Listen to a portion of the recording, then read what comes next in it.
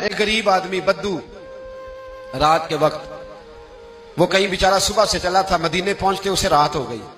اس نے ڈرتے ہوئے نا خیمہ ہی باہر لگا لیا. جہاں رات ہوئی نا آدھی رات کو کوئی 1-2 بجے سمجھ لیں پہنچا مدینے، اس نے باہر نے ایک خیمہ لگا لیا. بیوی اس کی امید سے تھی، بچے کی ولادت کا وقت قریب آ گیا، بیمار ہو گئی، اس نے خیمہ لگایا. بیوی اندر ہے. حضرت عمر فاروق گشت پہ تھے رات کو، ساتھ ایک غلام تھا.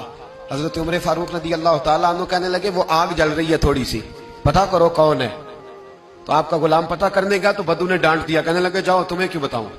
حضرت عمر خود گئے، کہنے لگے مسافر بھائی بتا تو صحیح. کہنے لگا جی چھوڑے، میں آپ کو کیوں بتاؤں، میں کون ہوں، کیسے آیا ہوں. فرمایا خیمے کے اندر سے کراہنے کی آواز آتی، کوئی درد سے چیخ رہا ہے، بتا ہمیں بات کیا ہے. کہنے لگا جی میں فلاں بستی فلاں علاقے کا ایک غریب ہوں، امیر المومنین عمر فاروق سے ملنے آیا ہوں، اور رات ہو گئی ہے تو یہاں خیمہ لگایا ہے، صبح میں ان سے مل کے چلا جاؤں گا. تو رات کو تکلیف دینا پسند نہیں کیا، تو میری بیوی امید سے تھی، اب بچے کی ولادت کا وقت قریب ہے، پاس کوئی نہیں. حضرت عمر کہنے لگے تو ٹھہر میں ابھی آیا.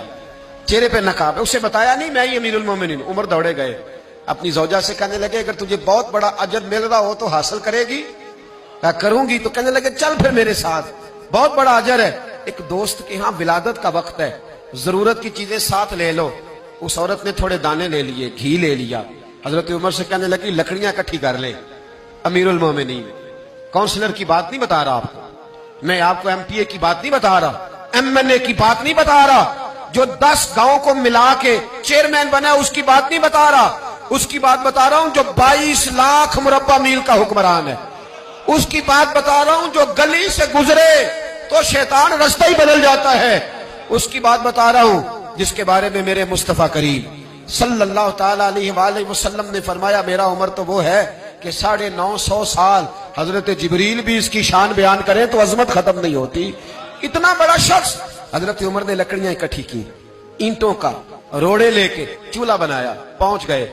آپ کی زوجہ کہنے لگی یہ تھوڑے دانے ڈالنے، گھی ڈالنے اور ایک لکڑی لے کے اس کو ہلائیں، تیار کریں. خود زوجہ اندر چلی گئی. حضرت عمر باہر پکانے لگے.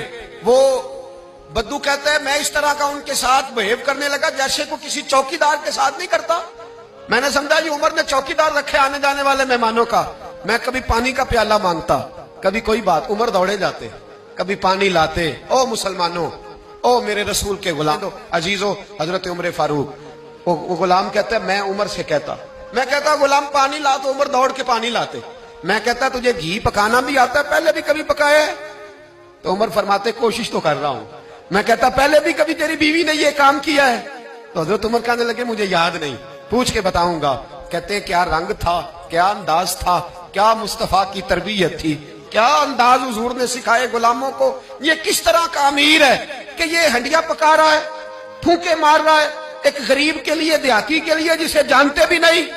اندر اس شخص کی بیوی کے ہاں بیٹا پیدا ہوا تو حضرت عمر کی بیوی اندر سے بول کے کہنے لگی امیر المومنین مبارک ہو، آپ کے دوست کے ہاں بیٹا پیدا ہوا ہے. جب کہا نا امیر المومنین مبارک ہو تو وہ شخص کہتا ہے میرے ہاتھ کانپنے لگے اور میں اس طرح دوڑا کہ میری پگڑی گر گئی.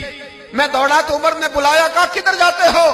کہنے لگا آپ امیر المومنین ہیں، آپ امیر المومنین، آپ عمر ہیں.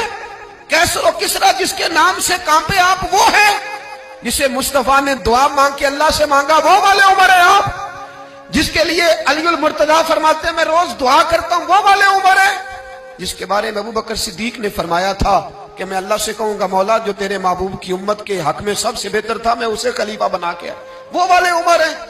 عمر امیر المومنین کی بیوی وہ تو خاتون اول ہوتی ہے، وہ تو ملکہ ہوتی ہے، اور تیری بیوی دائی بن کر ایک غریب کے بچے کے پاس بیٹھی رہی ولادت کے وقت. عمر امیر المومنین ہو کے تیری داڑھی ساری دھومے سے بھر گئی تو ڈیوٹی کرتا رہا.